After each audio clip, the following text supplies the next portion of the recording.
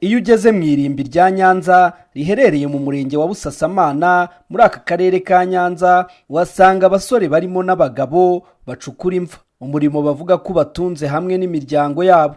Mfite umugore n'umwana nanjye, ubwo turi batatu.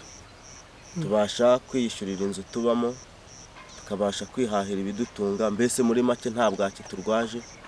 Imyaka 3 maze ntunze, mfite famiye y'abantu 5, mfite abana 4 n'umugore ubugendo wa 6. Ntabwo ndwaje bwaki, ntabwo ndara hanze, ntabwo ncumbitse.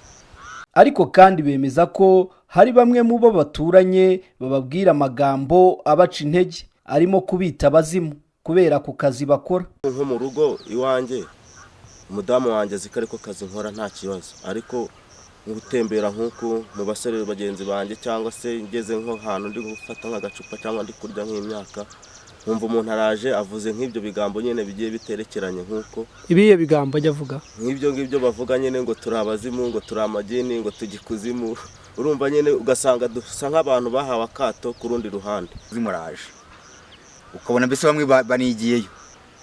Abantu bakora hano ari amagini, rimwe na rimwe bakavuga ko hano naho ngo haba amagini, ariko jewe nko mu gihe mpagereye nasanze ari ukubeshya.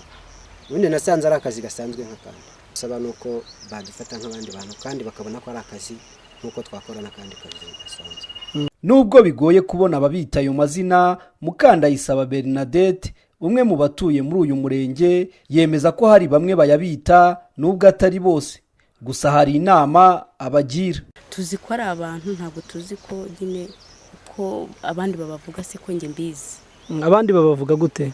Uko nyine bavuga ngo abantu bakora ngo n'abadayimoni n'abazimu, nge numva ari ukubeshya ibyo.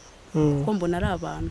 Nabavuga ibyo ngibyo nabasaba kuba bagomba kumva ko aba ari abantu nabo.